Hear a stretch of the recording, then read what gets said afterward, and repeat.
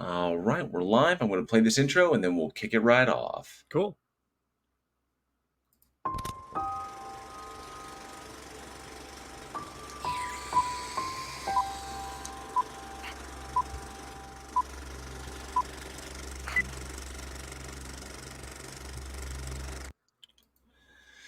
Welcome back, horror fans. It is a brand new year full of brand new fears, and we are so glad to have you along for a screaming good time with us. I am your host, JL, and I'd like to welcome all of you out there listening to another episode of our incredibly special Front Row series, where we sit down for a chat with the industry professionals whose dedication and love for all things horror continue to make this the greatest genre of all time. I have the distinct pleasure of sitting down this month with writer, director, and all manner of creative type. James Dean, welcome, sir. Thank you for having me, man. I'm excited to be here and talk about, just a little bit of everything, honestly. Yeah. We, Hell we can yeah. easily get sidetracked just discussing horror films, as long as it's not like the more current ones, because like we kind of talked a little bit before we went live, it's hard to keep current sometimes when you're It working. is. As a professional, because you find yourself on set all the time, or you're in the editing suite, or you're writing all the time, it can be hard to stay, unless it's like something crazy popular, like, oh my god, Hereditary, and everybody heard about Right. Hereditary. But even running a podcast where we talk about movies every single week, there's like every 4 movies. I'm so embroiled in that sometimes even I have to rely on people come, hey, did you hear about this movie coming out? And I had no freaking clue, man. What is that about? Right. Right. So yeah, same we thing. Yes. for 2 years, myself and then my buddy, we had a podcast where we just had kind of like this. We just had conversations with indie filmmakers, and it wasn't Nice. always horror. I mean, it generally went that direction more often than not. But and it was nice because I made myself every week watch at least one of their films. And I was also watching indie film, which was kind of cool on top of it. But then I was also at least making myself watch a movie a week. And it is so easy to kind of not have the time to do that when you're juggling 5 different things, and each one of those things is legitimately a 40 an hour job, like in Right. itself. Yeah. So yeah. But The killer thing I find is that, and that's what like I was telling you, like the reason we created the podcast in the first place is, it's like remembering where we came from, kind of like it's a nostalgia, kind of a nostalgia thing as sure. well. But I've always found it, as a writer, and I'm sure that you'd agree with this, that your number one best tool as a writer is reading. Is Yeah. reading everything you get your hands on. It's like if you read your favorite authors, read authors you never heard of, and that can inspire your own writing and help you to find your own voice, something like that. And I find that even as a filmmaker, the same thing, you watch the movies, I'll always, love, whatever directors, Carpenter or whatever. And watching those movies helps us to find our own style and maybe even challenge us to try and do new things and be like, oh, maybe I can pull something like that off. Do you have anybody that you kind of like always fall back on? You have this sort of Well, like original inspirations? I would say, well, I mean, I have favorites just like anybody. The one thing that I can circle back around to that, but the one thing that I absolutely love to do is in the writing process, I love to put music on that will help to kind of keep me in that headspace. If I'm writing, like right now, I'm kind of working on a couple different scripts, and then my writing partner is working on a completely different script. But one of the scripts I'm working on is a giallo. And so, Nice. I mean, there's so many sources of just amazing music to pull from with that. As far as like favorites that definitely have an influence on me, Raimi, Peter Jackson, like Dead Alive and Evil Dead 2. Those two are, and I get it. A lot of people, those aren't their type of movies, but they're right in my wheelhouse. Like, I feel like so many people want to take so many things so serious, and it's life. None of us are getting out of it alive. Let's have a little fun. And I'm not saying that I love, like, I also at the same time love A24 movies, and I love those more serious and dark and heavy films. So I guess it really just depends on what I'm pulling from or what I'm trying to accomplish with the story I'm telling. Um, my go-to is always, like I said, Peter Jackson, Sam Raimi, and then depending on the story, like those things wouldn't necessarily work great if I'm trying to tell a super serious story, or even a giallo, it doesn't necessarily lend itself so much to those two films or those two filmmakers. But there's still always going to be little pieces of them that are going to be used in my storytelling and in my, even in my cinematography to an extent, Right. And I think what those two in particular, they fully embraced indie film when they were indie filmmakers, and they understood, if I'm going to try something outside of the box, now is the time to do it. There's less to worry about. There's probably less producers, I'm assuming, less producers, breathing down your neck on, you can't do that shot, you can't pour that much blood on someone. I mean, like Bruce Campbell, to get that shot in the cabin, they had to tilt the entire set sideways because they couldn't pump it at him fast enough. They had to literally pull the top off of the barrel and just let gravity do it. Like, I can't imagine, if you have 20, 30, 50, $100 million, I can't imagine a whole lot of studios being like, yeah, let's go ahead and freaking basically choke our actor out by having them drown on fake blood, like someone somewhere is probably not going to be too into that. Wow, you just reminded me of a scene, one of my favorite ones, because unlike one of my co-hosts, Johnny O, he's not a huge Nick Cage fan, but I do love Nick Cage and Yeah, his tireless I dedication. love Nick Cage. Yeah. Mandy is one of my absolute favorites. I Oh, love Panos Cosmatos, love what he brought to that role. And there's a scene when he does that where he cuts the dude's throat, right above him, and it's just like it's like they just dumped it like into his yeah, face, and he's just yeah, like laughing his ass off the whole time. It was like, that was yeah. great. That Um, was this is where we quickly go off track. That was I think it was 2018. That was my favorite mhm. movie that year, and I would go as far as to say that was my favorite like experience that year.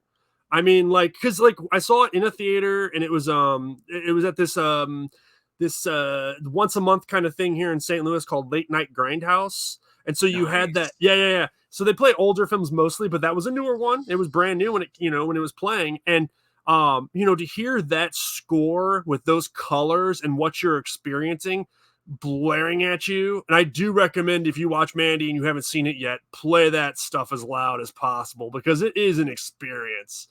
Oh And shit, yes. yeah, I was blown away. And I mean, I love Nick Cage anyway.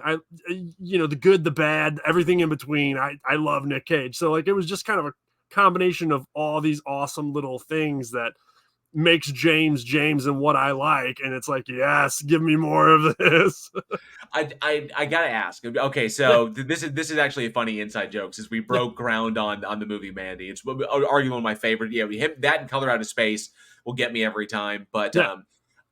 in Mandy, I gotta ask: did you pick up at all on the Greek tragedy underlying the entire story, Yeah, I and think the Greek illusions that red is Jupiter, and Mandy is Rhea, I so on and think so at the forth. time, I Uh-huh. think at the time I went back and read just everything I could find on it. So I remember reading about a lot of that. I don't think when I saw it, I think I saw it in theaters twice, and then I bought it immediately. But I don't think I picked up on it, at first. But after reading about it and then rewatching it, I was like, oh, okay. Like, you can kind of see yeah, for sure. I Yeah. was thought I love Panos Cosmatos. His dad, not so much, but that's neither here nor there. But Panos does a magnificent job. Thought he was brilliant, and of course, if you haven't had an opportunity on Netflix, he directed one of the shorts in Del Toro's Cabinet of Curiosities, Oh, okay. and Yeah. his short in that has fucking Peter Weller in it. Eric Yeah. Andre doing a dramatic performance, if you can believe that shit. Oh, wow. It is bonkers amazing. So I strongly recommend it if you get an opportunity to watch that. So talk Now, talk about someone that has just a fantastic, amazing Del Toro. Again, being an indie filmmaker, it's hard to draw inspiration, not to draw inspiration, but to act on that inspiration when you're talking about Del Toro, because his frames are so well crafted, and the art design and just everything put into it just really comes down to, you need a lot of money, or at least you need a lot of resources somehow. You don't need not You need a lot of people to help you design and craft that frame. If you're going to tell oh, yeah. more than one location, his frames are so beautifully done, and his storytelling and just everything about it. Del Toro is just Yeah, yeah, Oh yeah, going all the way back to yeah. Devil's Backbone, and Kronos, one of my favorite vampire flicks of all time. Fucking love Kronos, and not to mention, that's why given I kind of grew up with it, and loved everything that he's ever done, especially even the fish sex movie. But I'm really looking forward to his take on Frankenstein. That's going to Yes. be next. I think it's going to be next level. So I'm they, gonna, I'm gonna tell you something. I'm not a huge fan of anyone like retelling that story. The Bride of Frankenstein is one of my favorite horror films of all time.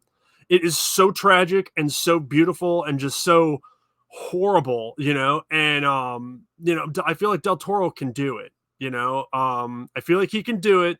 It's not going to be the same for so many reasons, but I feel like he also has his finger on the pulse of like social what's going on socially. Mhm. And like the fact that Frankenstein was written by a woman, and then it was also directed by a gay man in the 30s.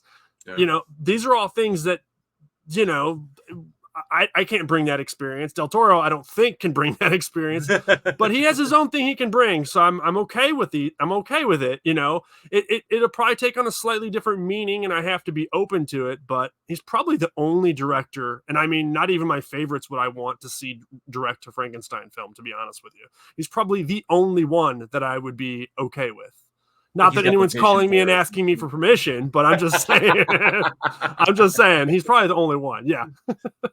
Oh man, I'm definitely going to be excited. I'm excited about it. So going into your filmography and the work Yeah. that you've done, before we dive into Fontaine, before we dive Mhm. into Triple Xmas, which both I had a chance to sit down and watch, Oh, and okay. we're gonna get there.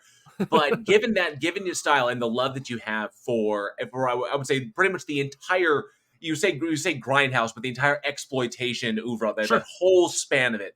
And when you first came in, when you first got into it, like your origins, how you kind of came into being a filmmaker, not just as like I want to put stories to film, but also the style that you have. What was that process coming up to that? Right. So I think it's important to note that I always wanted to be a filmmaker. I always wanted to tell stories. Um, but I really never pursued it for tons of different reasons. And we can skip past most of that because it's probably the same thing you've heard from most people. They didn't have a supportive background. There's no money in it, blah, blah, whatever. So I didn't touch a camera myself until I was 35. I'm 43 now. But and then I started learning the process a little bit of just a little bit of cinematography, this and that. And I know that I knew that I loved B films and exploitation films, grindhouse. I just love film in general. Like, to me, if I'm going to pick one medium of art, it is film for sure. It'll always be film. And when I was younger, I don't think that I would have felt comfortable arguing in favor of film as being an art form. And now I would, there's very few things I would argue with anyone about, but that's probably, I mean, honestly, most of the time I don't care. If you have your opinion, I'll have my opinion. It's fine. We can disagree. But I think I know that not only is film an amazing art form, but it's my favorite. And it's just fantastic. I don't know. It's like watching magic unfold. Right. And I've used that example before, but it really is. And it's not just magic when you're watching it as a consumer, because that's kind of where everything has led. Is now we're all just consumers. We're just consuming content day in and day out. But even on set, when I'm watching it and I've put in all the work, and not just me, but everyone else that's put in tons of work, because it's not just me putting in all that work. Um, and then watching it unfold, and then I edit my own films, so cutting them together, it's all magic to me. It's still magic. And it's just it takes on a little bit different feel. But sorry, I'm kind of getting a little sidetracked. You were talking about like the feel and the aesthetic. I think it's going to continue to develop and change. I don't want to feel locked down into one look or one type of film. The film that we shot before Triple Xmas was actually called Absolution, and it'll be the next one that comes out. And when people see that, they're going to think probably that I took a major shift away from exploitation, nudity and all that. And then they're not going to realize that it was actually shot, and I wrote that one all by myself. and that was all done before Triple Xmas. And then I returned back to the splat stick, over the top, and there is a little bit of being grounded in Triple Xmas. There's a few characters that help ground it a little bit, but a lot of it's over the top and ridiculous, and that's okay with me. But I love being able to play in all these different sandboxes. I don't want to feel contained to one type of storytelling or one thing. I have an idea for a comedy drama, like, maybe it'll happen one day, maybe it won't, but I don't want to feel like I'm only allowed to tell one story, Right. That's awesome. And yes, okay, so that's interesting. Because that's information that I didn't actually have. That Absolution was actually came before Triple Xmas did. Yeah. And so that because I thought because from the information that I found it hadn't been released yet, so I thought it was coming on the heels Sure. of that. Sure. So that makes sense. It's a much heavier film. It's about an alcoholic Vietnam veteran who, I mean, he's in his 70s, where it's present day, and he discovers someone that was sexually assaulted, and he helps her. He stitches her back up, and it kind of starts there. It's like I don't know if you've ever seen Blue Ruin. Yes. So I absolutely love that movie. So it's 75% Blue Ruin, and okay, I lied a little bit. It's like 25% Death Wish 3. Okay, there's a little bit of exploitation in there. I'm not going to completely, but it is definitely much more subtle, and it's not as in. There's a couple moments where there's some lines where I had him really push it, like the lead actor in it. Just because, like let's have it both ways. Maybe in the edit, maybe I want to push it a little. Maybe I want to lean into that exploitation a little bit right here. Maybe the audience wants that, like. But yeah, I don't want to stick to just one thing. I want to do a lot of things, and I absolutely love. Like, it excites me to get back on set with people that I've worked with before. Nice. And the same will be true, like, with the people that I worked with on Triple Xmas. I hope to have them back, and not only back, but I want to see them all in completely different characters and roles. And ideally, stuff that they normally don't get to do, because then they get to grow as an artist and I get to grow as an artist. And, I mean, you can't always do that because you're not, you're writing a story, and you can't necessarily create characters specifically just to help someone have a little bit more rounded acting. But when that's possible, I absolutely love seeing that, because people will surprise you. Like, when people when people expect actors to just fit in one little thing that they've done, that's insane. Like, so there's so many actors that are so talented, but they kind of get put in this one position, this one role repeatedly over and over, and it's wild. I fell in love with that back in film school when we were doing our final projects, and I got kind of a reputation as a writer, and I could punch out a script pretty fast. And one thing I shot my future wife. It's where I met my wife. It was in school, and I was writing a project for the group, and it was kind of like, you know what, we had like two guys and her. It was like two guys and a girl, and I was kind of like, it's so easy to write for what you think they might do. And I was like, screw that. And I fell in love with writing for characters, for cross type. Is like, so she comes off as a sweet, innocent little girl. Definitely going to make her like a mean, nasty bitch. And he's a big muscle bound jock guy. Make him like mentally deficient. You make him like slow, like this, and then really play him off cross type. Then one guy was great at comedy, make him super dramatic, and see how those actors play with that, see how they run with those lines, and how they, deliver that character. I fucking love that shit, and I love it when directors give actors the opportunity to do that.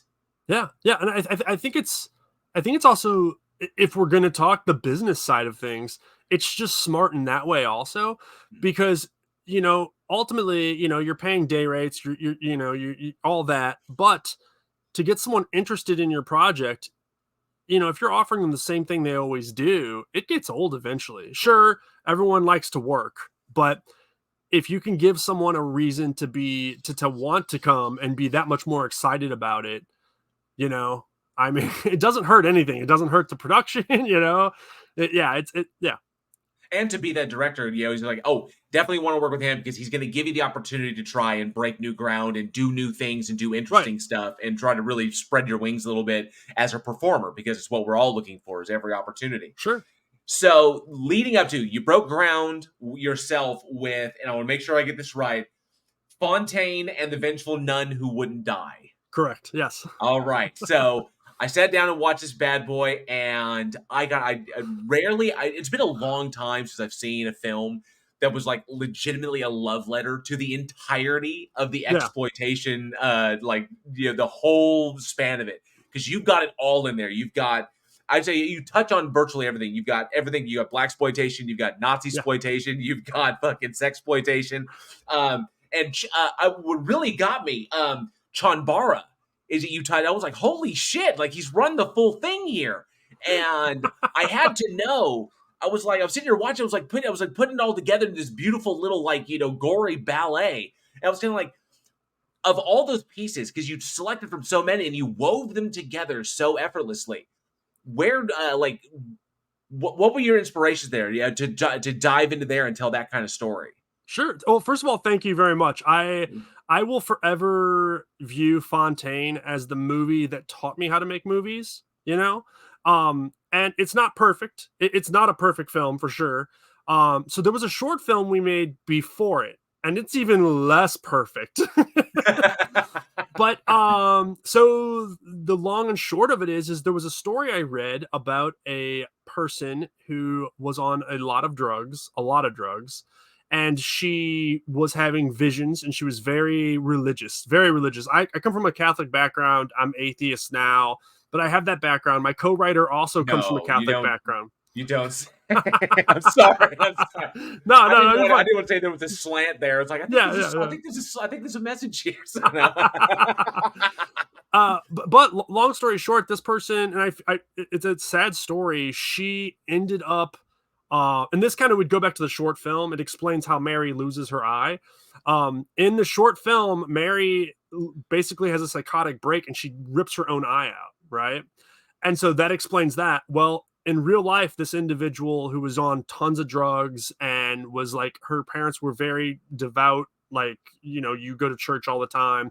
She, in front of her church, ended up ripping her own eyes out. And this is a true story. This is nothing I've written. Wow. This is a true story. She was on all the talk shows and stuff. And it's really sad. And it got me thinking about, there's tons of stories, and even Kill Bill, anyone that's uninitiated with exploitation, or even if I'm trying to tell someone who has no idea what, the easiest way for me to describe Fontaine is to say Kill Bill if they had no budget, And the funny thing is that I get that is the easiest way, but the truth is somewhat a lot deeper than that, because the influences I had were probably pretty similar to Tarantino's influences, like a lot of those exploitations from 60s and 70s. Right. There's even obviously there's some kung fu moments in yes Fontaine, But now we were lucky enough to have several people who really they did have black belts. So, anyway, back to the question. Sorry, I get sidetracked. No, it's okay. Go, yeah, because so there's so much going on in Fontaine, and there is so much. There is so much. It all comes together in this night, in this gory little tapestry, and I really enjoyed it because you never lose. It never loses itself. You manage to keep the pace throughout, and that's what makes it the most entertaining. It's kind of like, because each one plays to the next scene, and I never found a moment where it middles. And when you're touching on that many different exploitation subgenres, it can get a little. It's kind of like, because where's the balance? And you found it. So yeah. Well, thanks, man. I do appreciate it. There's a lot that I wish we could have done differently, but I mean, the truth is that took us 9 months to shoot, and everybody involved, everyone involved was volunteer. The whole production was volunteer. 9 months. We shot usually 1 day a week, sometimes 2 days a week. We were halfway done with production and COVID hit. So the lockdowns came on. So then we shut down for 3 months, and then we came back, and then we shot for another 3 months. And it is to date the most shoot days we've ever had on a film. Now, we were newer to filmmaking. When you watch it, there's everything from someone running with a sword and chopping people down, up to 7-8 people at a time being chopped down with a sword.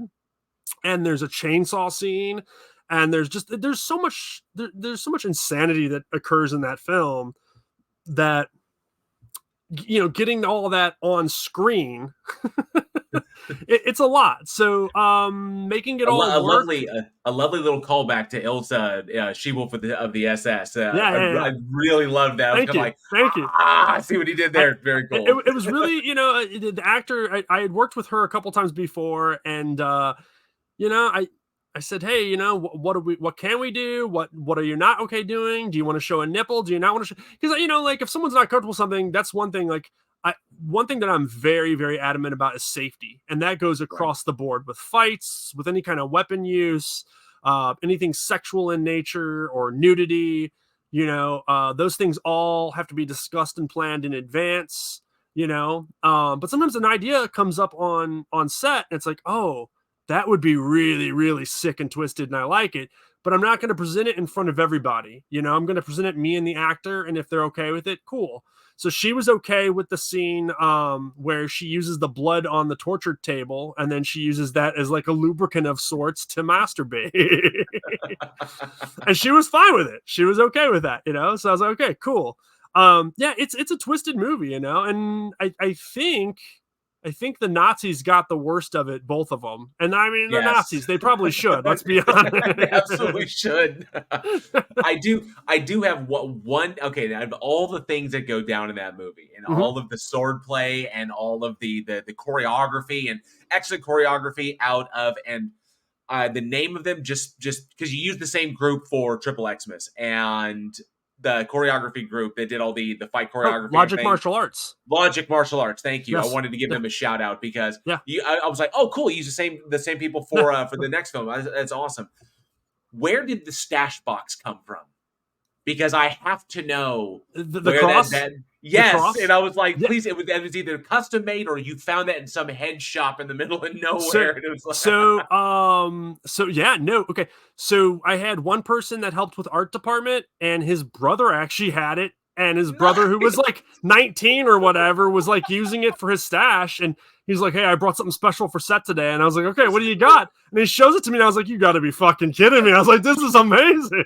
that is the cool. I was like, the only cool. I think the only thing think that is comparable was a big crucifix that you can 3D print that actually turns into a transformer that like opens up and turns into a big deal. Then again, Right. then it's a crucifix. I thought that was, but I was like, dude, and then it turns and it's upside down, Yeah, and yeah, then yeah. I was like, that is amazing. I was like, Yeah. please tell me.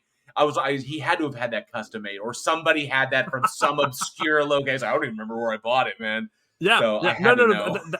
That's basically it. To circle back around to a couple things you said, Mhm. Logic Martial Arts, it's really one man, Brian Davis. So Brian Davis played the master in Fontaine, and he is actually back as a supporting, almost lead, right under lead, I would say, in Absolution. So, Nice. and then of course he's one of those guys. Again, I will continue as I grow and do bigger and bigger projects, I will continue to work with the same people. And if that means we all have to go in and put more training in one place, or need to get certified for something, or, once we dig into SAG, if something is required for to work with SAG or something, I will be happy to put Brian through the additional training if it needs to happen, because I will keep working with the same people. He's been doing this for, I don't know. I mean, he's a black belt. He's been doing that forever, but he's been working on film for probably 6 or 7, 8 years, and Nice. yeah, he helped us with the short film, and then things just continued. First time I met him, we started talking movies right away, and we just kind of became good friends, and kind of just went from there. There was something else that I was going to mention to you, kind of just as far as like being able to tell the story straight through and trying to keep it cohesive. There were a lot of things with that script that I don't like getting political, so I'm not going to get political, but I will say this. Um, I'm a white, straight dude, right? The characters in that film are, gay Mhm. women. Okay. So I made it a point to send the script off to a variety of people for feedback, bisexual, gay, male, female, trans, and I got tons of feedback on that. Again, and this is kind of similar to Triple Xmas. while there's a lot of like over the top ridiculousness in Fontaine, there is actually a couple like messages if you're looking for that kind of thing. Um, as far as if you look at nunsploitation, which a lot of people have no idea that's even a subgenre, Yeah. but most nunsploitation has tons of nudity and lesbian sex. Right. The two leads in Fontaine have a kiss, and that is it. Now, there's some other nudity, but the one thing that we didn't exploit in Fontaine was that relationship, right? Now, in a film where everything else is pushed to 10 as far as being ridiculous, or, I mean, maybe not even ridiculous, just exploitative, you know? Mm. That was the one thing we made sure not to, and that was my choice. I didn't want to push that aspect of it, you know? Triple Xmas is kind of similarly, you know, we pushed a lot of things, but there was also a very clear message, you know, just kind of even a little bit of satire with Santa in general, because he, you know, he was wronged, and because he was wronged, he feels that he can just like destroy everything around him. How many times have you seen that online? I mean, how many times have you seen one guy that's been wronged by one woman and then all women are evil? Get over yourself, dude. You know, like, I mean, yeah, there's some evil women. There's tons of evil men too. You know, Yeah. it works. That's humans. I mean, like, that's how it works, you know, unfortunately. And I like that you brought that up, and now I'm sitting and thinking about it. It's like, yeah, that did that. I apparently myself wasn't looking for it, but it does call back. There was a kind of like a several years ago there was a review done on basically like exploitation films, sexploitation, grind, you know, a number of the grindhouse genres, and how Sure, typically in retrospect, a lot of critics have said that anytime like lesbians or anytime like, you know, like women's sexuality or anything of that nature was placed on screen, that it came from a very misogynistic place. That the whole sure, point was, even though you're showcasing this for the male pleasure, sure. for guys to watch this and be like, oh yeah, well, you know, Yeah, look at the girls making out, and that's not doing a service to either basically either the minority it's representing or even the actors themselves who are trying to tell a story, because the intentionality is all wrong. And so that's what Grindhouse became known for back in the 60s and the 70s. And then, of course, those directors who want to go back and do a hallmark to that, they will remember that and pull back and realize it's not, you know, to yeah. use these people for, you know, it's not porn is the whole point. It's Right, the whole point is to right. tell a particular story and use these particular images, which I'm glad that you did. Now that it's kind of clicking now that you brought up, I was like, holy shit. And that very, very, very awesome. Thanks, man. Yeah, I appreciate it. You know, at the same time, there's you know, more so with Fontaine and Absolution, there's also a little bit of like me getting things out. You know, Fontaine, Mhm. um, you know, the lead character, she's just a ball of fury. She's mad at the world, and her anger is so strong and overpowering, and it influences and corrupts her entire existence in a lot of ways. And man, I feel like most people, especially guys, but like I definitely was there at one point in my life where like anger was just a huge driving force, and it was just like, oh, and it eats you, it just eats you up. And I think that was something, if anything, that was the personal part of me that I was able to put on screen there, that a character could get so ate up and destroyed and just corrupted by anger itself, you know.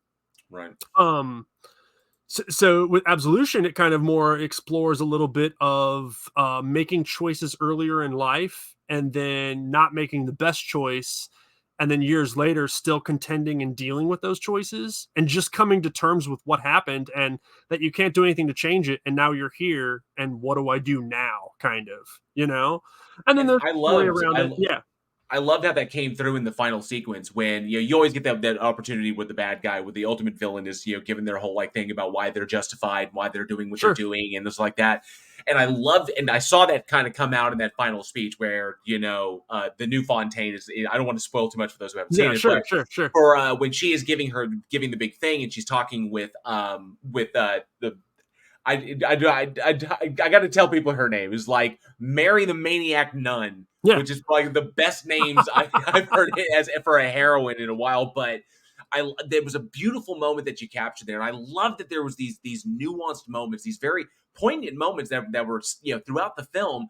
And I love that because, and if you give my props to Mallory, because I'm watching the scene and all the things that Mallory has done going up to that point, that actress has done going up to this point, there's this moment she's having that conversation and everything that is coming out of the new, the new Fontaine's mouth, she recognizes as being as hallmarks of truth. She recognizes the truth there, and she does this magnificent job of internalizing that Yeah. and realizing is like, okay, who am I fighting for? What am I fighting against?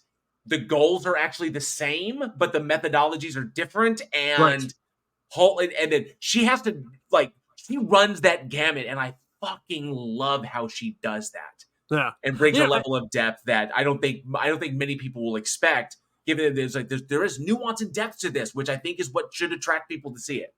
Yeah. I absolutely love that you're bringing some of these things up. And there have been, I think, 2 or 3 total, right? People that have brought up little key things that I purposefully tried to incorporate in the film or did incorporate, and they noticed it. And so many people didn't notice these things. And if anything, they probably kind of were like, well, I wish there was more tits, like that. I'm like, okay, yeah, I get that. I get that. So maybe Triple Xmas will be more their thing in that Give me regard. Triple Xmas. Yeah, we did a Fady Alvarez. Evil Dead was too loud. Well, then fine, have one where no one fucking talks. right. Right. No, like even back to Fontaine, like there were people that had issues with, and of course I get it. Like sexual assault on screen is a hard thing to do.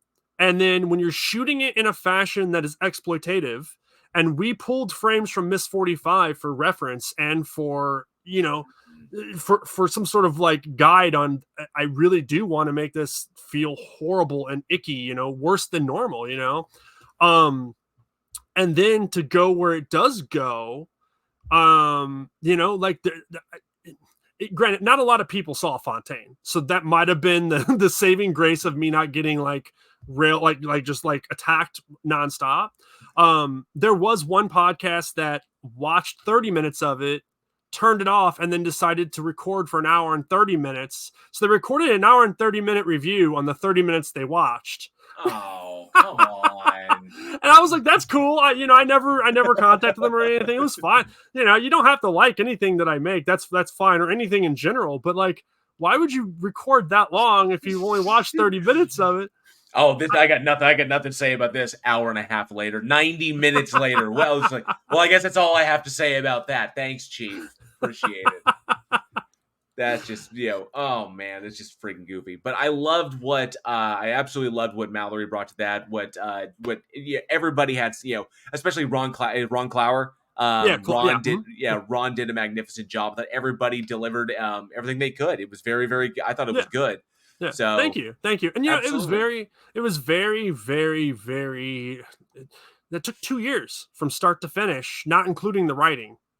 Like from production to finished product. And wow, I'll be honest with you, at the end of that, if you'd have asked me towards the end of that, if I would have been like ready to go make another film, I would have probably said no, because it took a lot out of me. I pushed myself in ways that, now I'm better I've been a little better at finding that balance, which I think is something that it takes a film or 2 or 3 to really realize that you can't maintain that level of just 110%. And, to make that film, I had to cash out everything I had. I sold a vehicle, everything, the little bit of retirement that I had, like 15,000 in retirement, gone. I had an old Nintendo system with like 40 games.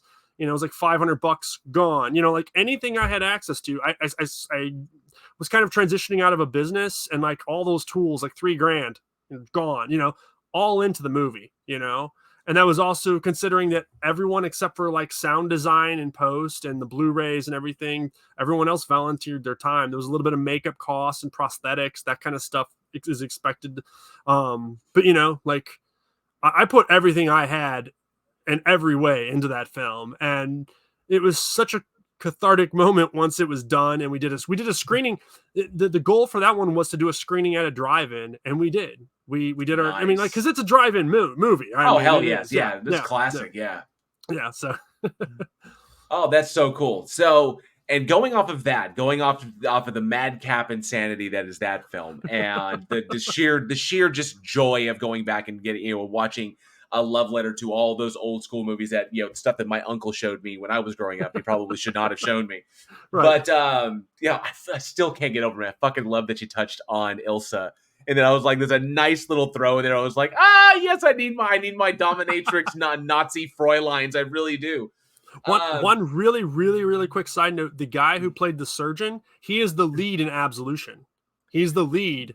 So Nice. I absolutely loved working with him, John Mefford, and he is so talented. The man has acted at now probably close to 45 years, and that was his first film, was Fontaine. He had just done all theater, and he is up. He's one of the best actors I've ever worked with, and that's not hyperbole. He is fantastic. I think theater actors are more often than not just amazing. Sometimes you have to pull them back a bit. Sometimes you have to pull them back a bit. We do That's play okay. big. That's okay. That's okay. That's okay. Yes, I feel like it's a little easier to pull people back a little bit than to try to coax them into being bigger. Yeah. Because That was then it the, just that comes. was the first Yeah, thing. Yeah, coming out of KD, like all my background's theater experience, going all the sure. way back to elementary school, and then coming all the way. Then I went to film school, and I went to theater, and and I got my. I was like, okay, I'm ready to go. First time I found myself on a film set. Everybody, like, I think I did the scene, and someone looked at me like, he was like, dude, man, bring it down a little bit. He's like, what are you talking about? It's like, you are so big, and the camera is like, but the camera's up there. It's like, no, dude, it's like right here. It's like here. You look like this. And I was like, oh shit, yeah, rein it in. So Yeah. a little more nuance there, Chief. You're not trying to hit the cats in the on the mezzanine. That's not how far it is. Yeah. Yeah. Yeah. Oh, That's I love funny. it. Now, but jumping to going, so you did Absolution, but that hasn't been released yet. And I Right. know you gave a little bit of information about that, so we're going to wait for that to come out. But then you dropped Triple Xmas. Now, I was aware of Triple Xmas from the social media push Sure. that I Sure. saw coming out. But I was like, that looks really, really interesting. And had an opportunity to watch it via the website it's on, that you Yeah. are currently hosting it via. So I got a chance to watch it there. And New Village Video. Yeah. New Village Video. And okay, so I got to ask. Okay. And it's got all the lovely, like exploitation, grindhouse stuff that you'd expect. There's like a lot of bloodletting, a lot of, lots of nudity, lots of exploitation. Now, compared to Fontaine, giving you're kind of like fresh in there. You have the experience under your belt now. Now you're going after one. I think this is a little bit more of a complex shoot. I know there's a lot of choreography, but this one, you're tighter quarters. There's a lot more movement. There's a lot more camera angles. What's going on? And I'm curious. But essentially, and not to spoil too much, but you're essentially doing a slasher. It's not a porn, but Yeah. it's a slasher on a porn set. And Sure. given the actors and what's going on and what you're telling, did that prevent? I have to ask. Did that present any unique challenges you weren't expecting going into a film like this? Right. So the one thing that, the majority of the actors involved that did the sex scenes, not all of them, but most of them, most of them have done sex work of some form in the past, be it OnlyFans or Dolly Lee was in the industry with regards to, like, she did porn for a long time. So she, Julie. And so she, Google her, just not in the open, not your office, but so again, because of that, I did make sure to get notes from these individuals, because I wanted to make sure that nothing was like too crazy with regards to like representation of the sex workers themselves. As far as like unique challenges, I think the one that I was most nervous about was the big scene where it's like an orgy, essentially. It's a group sex scene that turns into a bloodbath. Right. And I was nervous about that from the get-go. But if you took a look at like the original script and you saw what the original script was, or if you could get into my head, or if you saw the storyboards and you saw what was wanted versus sometimes what ended up on camera, you would realize that like indie film is about being able to get as much as you can that's in your head in the frame. And there's times where there's these beautiful images you have in your head that you want to get across and you want to be able to accomplish, and it's just not possible. It's just not possible, not with the money you have or not with the time. We had 10 full days to shoot this entire film. 10 days, 9 of which were back to back, back to back. And, you know, I was on set usually 16 hours, 18 hours out of the day. And none of the actors worked those long of hours. I made sure of that. But, you know, like it was really tough on the crew, especially because a lot of them were around for a very long time. I think logistically, it was really hard scheduling. I think that's honestly the biggest challenge was scheduling actors that were only going to be there 3 or 4 days, and then making sure to get the shots that we needed that would match later on for certain cuts, or if we needed to show that someone was dead and they're no longer, they haven't been on set for 2 or 3 days, but we're shooting the next scene and we need to show that they're still dead. Like getting those things, those were the real challenges. You know, as far as like the sex scenes, we ordered C strings. You know, we did not have an intimacy coordinator. We just didn't have the funds for it. I did take the time to talk to everyone about what they were and were not comfortable with.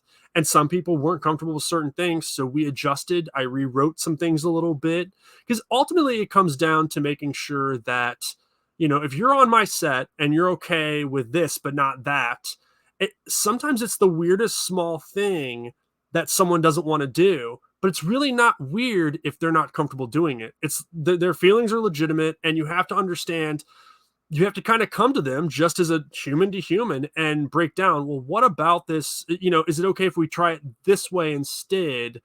You know, where's the line? What do you not want to do? Making sure that's 1000% crystal clear. And then also, you know, obviously we weren't making a porn, so no skin to skin contact in the genitalia area is pretty important, you know. um yeah, I mean, like those are the things that really, most of those things have to be discussed and decided way before you ever get on set. Right. Sometimes when you're on set, things do have to change a bit, and that's when everything has to halt and you have to just have that conversation. Um, yeah, I mean, like there's a moment where two girls are taking a bath and they get sprayed with tons of blood. You know, Dolly was unbelievably awesome about just standing around soaked in blood, completely naked for 20 minutes. And she would jump in and do a small little, you know, a shot or two, and then we would need her to pause so we could keep shooting the rest of the scene. And then we'd jump back and finish her scene. But that meant she was standing around, you know, and I gave her the option. Do you want to go clean up and then we'll shoot the rest of it in an hour or two? But that means we have to mash this blood completely how it is now. So we have to soak you again from chest down essentially with blood. You know, those definitely were challenging. But everyone was so good about just rolling with it. Most people, you know, they understood what indie film is about, that it's not always fun, and it Right. really isn't always fun. That's always what my goal is for us to create a unique story and have fun on set. But you know, when I'm on set for 16 or maybe sometimes 18 hours straight, it's not fun sometimes when you know, hour 16 or 18, and then I have, you know, an hour drive back and then back again, and then 3 or 4 hours sleep. And there were a few times where I had to go to work for a few hours in between, you know, so it's like, you know, it's hard to keep things fun when that's kind of, but yeah, I think the, as far as the sex scenes, just making sure everything planned out and discussed and everyone was okay with everything with regards to what was going on in that shot. You know, if someone's on top, someone's not on top, where body parts are, where faces are, hands are, you know, that all just has to be kind of carefully planned and discussed in advance. You know, you have to do it with the actors individually, then they have to talk about it, then we all get together. So it's a lot of time, you know? Right. We constantly talk about on the show how planning is paramount in virtually everything that you're doing. That when Yeah, you can, when things aren't planned out well, it comes across in the screen in the worst possible ways. We for sure. constantly pointing that out a lot. It's kind of like you see where, you know, the director didn't really, you know, you try to go into this a little bit, you know, kind of like, let's just do it, let's just knock it out, and then you end up wasting money, and then you wind up Yeah. screwing yourself in the long run. Now, the I will say the wonderful addition of Felissa Rose Yeah. to Triple Xmas. As I was following along through the social media push and was picking up little updates here and there, the process of we're kind of curious. I was kind of curious myself. The process of getting Felissa attached to the picture, was there any difficulty there, or did it just kind of like fall that way, or was that planned from the very beginning? That just Right. like So we originally had actually reached out to Darcy from Joe Bob. nice. I had an associate producer, a guy who came on, and he had her direct phone number contact. And normally I wouldn't go that direction, but he said that he had on good authority that she was okay with me contacting her, and just to relay that I knew another individual. And so I talked to her briefly about it. It just nothing ever panned out in that regard. And for whatever reason, and that's fine. She's busy. Things happen. Right. And someone said they knew Felissa, and obviously, I mean, I had never met Felissa before Triple Xmas, and I had heard she was the biggest sweetheart in the world, and like that's an understatement. She is a fantastic, like she's actually coming into St. Louis this next weekend, and we're gonna have dinner, and we're gonna go out to watch Sleepaway Camp. She's gonna do like a live Nice. thing with it, so she's just amazing. Going back to once you meet someone and you work with them, she is someone that I want to work with a lot more in the future, and I really want to be able to give her roles that maybe she hasn't always offered, because I do feel like, like how many times, I don't know if I've ever seen her in a comedy. Now I know she does a lot of indie film, but like one day if I do a comedy, I would want to find a role for her right off the bat, because you know what, like I've never seen that, and I think that would be fun, and it'd be fun to work in that regard. And she is That'd be funny, and a nice she's break. Yeah, that'd be a nice yeah, yeah, yeah, breakaway. yeah.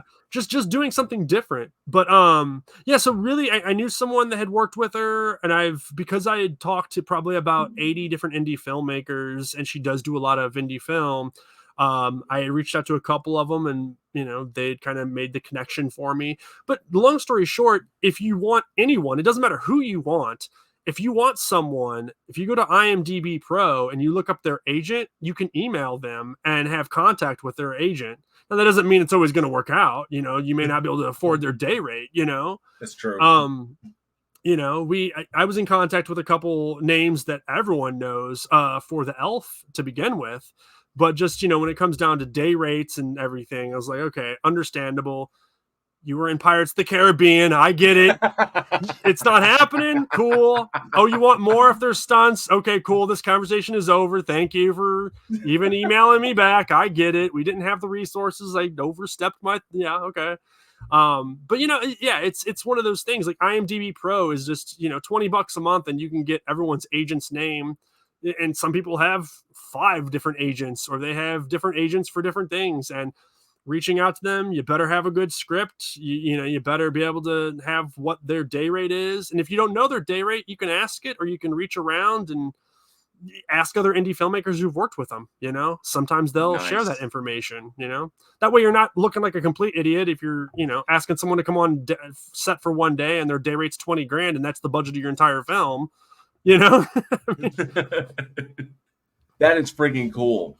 Now going ahead, so where we have Atonement to look forward to coming out here pretty soon. You Absolution. think Absolution. No, Absolution yeah. coming out. You think in 2024 or Yeah, like yeah. Fall or winter. Yeah. So it was already halfway cut when I kind of took a little bit of a detour with Triple Xmas. So it's I haven't got back to it just yet. I made a promise that I would take a couple weeks off, and I'm kind of still in that right now. But I expect to get back into editing that. So I'll kind of get back into that, and then score. And there's some visual effects work that needs to be done. nice. And I've been reaching out to people that do they're musicians. So, um, but yeah, so I fall, winter, yeah, should be Nice. done. Yeah, Excellent. yeah. Going forward after that, I mean, you said you're working on a bunch of different stuff. Any idea or anything you could talk about, or you keep I, kind of play things close to the chest? yeah, I mean, like, well, I mean, the thing is I can talk about a little bit of all of them, but I'm not 100% sure which one we're going to go with just yet. I'm Okay. currently writing a Giallo film, Hmm. which is Yeah, I mean, it's a My Blade Is Your Salvation is the name of that one. It's very Nice. early. I have a lot of the story in my head and a lot of how I want the story to go, but it's not. It's very very early on. I have another film called Prom Night Massacre, and that would be kind of set in the '80s and very much. Yeah, I mean, like there's no, it's not a slasher film, believe it or not. It's more of girls on their way to prom, their car, they take the wrong exit, and then it's kind of a survival of these teenagers versus this gang. So it's not a slasher film at Oh, all. nice. Yeah, yeah, yeah. Again, both of these films require bigger budgets than we've ever worked with for sure. And then the other film doesn't even necessarily have a title yet, but my co-writer Louis Otero, who co-wrote Triple Xmas and he co-wrote Fontaine, he's writing one on his own, and it's kind of like an A24 not Hereditary, Midsummer, sorry, Midsummer meets Demons.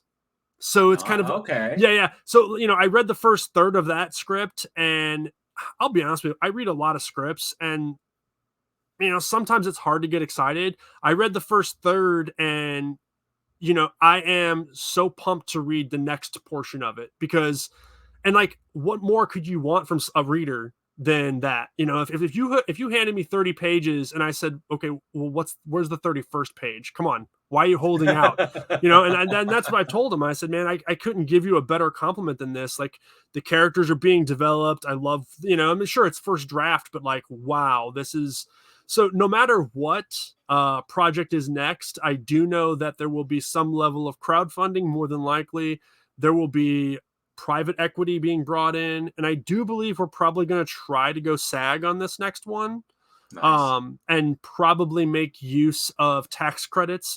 Missouri just bring back tax credits for filmmakers. If Missouri can't offer us an incentive to shoot here, then I will go to another state and shoot. We've shot everything. Oklahoma does cash rebates. Oh, well, that's what I'm saying. Like, Yeah, because I recently found out through the Oklahoma Film and Music, the Oklahoma Film and Music program office, and of yeah, course the Cherokee Film and Music office as well, and they do the same thing. Only they do cash rebates instead of tax incentives. interesting. So Okay. just That's well, like, even I spoke to an indie filmmaker who is working at indie film at a completely different level. He's working in, like, his last film he just made was like between six and $700,000, right? Huge gap between what I've been doing. But just talking to him and talking about how tax incentives can help you to secure additional funding, because if I'm talking to you and you say, "Hey, James, I can give you 100 grand for this film, but I want first position tax credit," that means your investment is guaranteed through the state, because as long as we hit that amount, then the state will eventually give back the tax credit if it's in the contracts that it's guaranteed back to you because you're first position. So that is the starting point for me to say, well, we've already raised 100,000 through JL. JL is a pretty well-known guy. He's a good producer. And so do you want to come on? Do you want to give me 50 grand to help make this film also? I can't negotiate first position anymore. I wouldn't bring that up in negotiations, but you see what I'm saying? Like, I never would have thought of that. But now I have that knowledge, and I'm just going to keep. So that's kind of what this year is me learning and making moves, and probably honestly bringing on a producer that has experience working with SAG, and maybe even nice. a producer that understands fundraising a little bit better. I'm not afraid to do the dirty work and really get in there, but I also know that I need support from people that have that experience already, not people that are growing up through the industry with me. Like, it'll help to have some people that are just up a little higher, and then like, I can kind of rise up to their their Nice. level with any. That's the goal, so yeah. Any chance of possibly returning to the Fontaine universe with that teaser we got in the credits? I absolutely want to return to that universe. I even joked that there could be so my co-writer my co-writer commissioned someone to do an art piece of Santa versus Mary, which Nice. I actually have sitting back here. He got it for me for Christmas, and it has Santa like with a hammer versus Mary with like her sword and her eye patch. And like, so I made a joke that I kind of wanted to do this, like, the space pirate idea, very cheesy machismo guy. and he goes through a black hole and encounters Mary, and then he gets sucked in, and it's this whole like, I don't know. We have had ideas, we've had discussions on it. I think that no matter what the next film we make, I want 2 to 5 times minimum the budget of what I've had in my last few films. I need more resources, and I need, yeah. I mean, so even like Fontaine sequel, I would want quite a bit more money because it's just, it's so much. And I want to make sure I'm at the place now where I want to make sure every single person on set is being paid. And, that's hard to do. I mean, Definitely. yeah, I would be down, so down. I would pay to see that in a heartbeat. Mallory versus Drew, and to have them go to town. I could just see that. He's got to have like a fucking candy cane sword or some shit like that. It's got to be brilliant. The two of them. I'm spitballing, but I think that would be fucking awesome. That would be off the hook. All right. So in the future, I mean, so many projects coming along, and a lot of things. Any particular goals? Like special things that you would like to do personally or professionally going forward? Says maybe sometime in the future. People you want to work with, or long term. This is completely unrelated to film, but long term, I want to have a farm with my girlfriend and rescue dogs. And I know that's unrelated to filmmaking, but I think that's going to be my way of giving back in this life, maybe in some capacity. With regards to like who I would want to work with, or I mean, like, man, like, okay, Nick Cage. I mean, why wouldn't I? Let's be honest. Come on. Nick Cage would be fantastic. There's a lot of actors that I think are amazing actors, but they often are played second. And I would want to work with them mostly, probably over lead actors, because I feel like, again, that would give them the opportunity to do something where they're a lead role. And again, it also could attract someone to my project that may not necessarily always be attracted to like this kind of project. But I mean, Nick Cage, of course, Nick Cage. There's tons of actors out there that I'd love to work with for sure. Nick Cage is I'm excited. He's got a new one coming out here soon called Long Legs. Have you heard about it? I heard about it. I haven't seen a trailer. He plays a serial killer who's being tracked down by the hero. But yeah, apparently it's, if you're familiar with it, because Mandy and Color of Space, and of course I thought his turn in the movie Pig, I thought was absolutely phenomenal. It was great. It wasn't what I was expecting, but it was fantastic. And but apparently Long Legs, he kind of like goes for broke in that direction again. Kind of like dark, but not but with a kind of like manic underlying, but not the extreme that we're kind of used to. Not the Cage rage, but I'm really looking forward to that one. That one's getting some interesting buzz around it. So, have you seen his film? I forgot the Unbearable Weight of Massive Talent. Yes, him and Pascal. Yes, yeah, Pedro Pascal. First of all, Pedro's looking up at him, smiling in the car. If I saw that man in real life, I might be arrested, only because I would run up and want to give him the biggest hug. Like, that smile makes me just want to hug him. Like, I saw that. I mean, I knew of the movie and I hadn't seen it yet, but then I saw the meme and I saw with Pedro driving and just the. I was like, I have to see this movie because Pedro Pascal is just, it's just an incredible talent. I love everything that he does. For sure. Especially, I mean, if you haven't seen the SNL sketch where he plays Mario in a kind of Last of Us parody of like a Mario Kart parody of Last of Us, that right there sells it, every time. So, but this has been, Oh, I was gonna say one other real quick. Paul Giamatti. I think people sleep on that man, and he is such a national treasure. I mean, he just won a Golden Globe, so we're not shooting for the stars here or anything. But did you see that picture that somebody took? It was like, hey, he was like, that figure when you're at the end, when you're at the In and Out, and it was like, holy shit, it's Paul Giamatti. It's like, that made me want to work with that man that much more. I'm going to be honest with you. I was like, oh man, just still. I was like, yep. When you're at the In and Out during Golden Globes, there's Paul. Yeah. That's amazing. No, yeah, it's fantastic. So, but cool. Oh man. Yeah, this has been an absolute blast. So many cool things. And just to let everybody know out there, if you haven't checked it out yet, for all those listening, Fontaine and the Vengeful Nun Who Wouldn't Die is currently available to watch on Tubi. So go and check that out as soon as you can. And if you pop on over to the website, I want to make sure that I get it right. because I need to. I actually had it pulled up right here to newvillagevideo.com. Newvillagevideo.com. You can stream Triple Xmas, or you can go to, make sure I get this one right as well, to monsterkidfilms.com if you would like to get a physical copy of it to add, or to just doing pre-orders on those. Yeah, right now we're basically. I was waiting for more to come in. I had Okay. so many I had to ship out. Finally, I'm about to catch up, but yeah, it's about 7 to 10 days out. So when you order, it'll be shipped in about a week. Yeah. Mm-hmm. Nice. And you can get a physical Blu-ray copy of Triple Xmas and a Fontaine and the Vengeful Nun Who Wouldn't Die. Awesome, awesome stuff. And of course, we have Absolution to look forward Yes. to, which hopefully it will be out winter this year. Yeah, winter this year. Sure. So much amazing stuff. So James, No. thank you so much for hanging out with us and Thank talking you. It was about your fun, career and man. all Yeah. this super fun stuff. And I cannot wait to see what you have coming out next. So, thank you very much. Thanks, man. Appreciate it. Had a lot of fun. Awesome.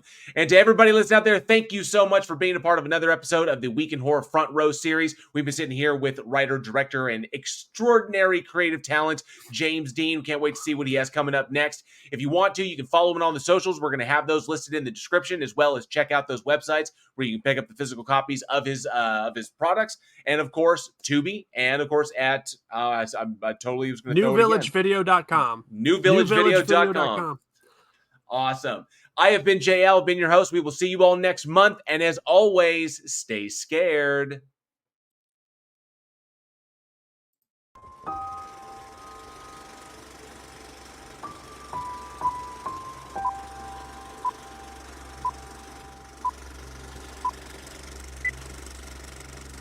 That's the best time.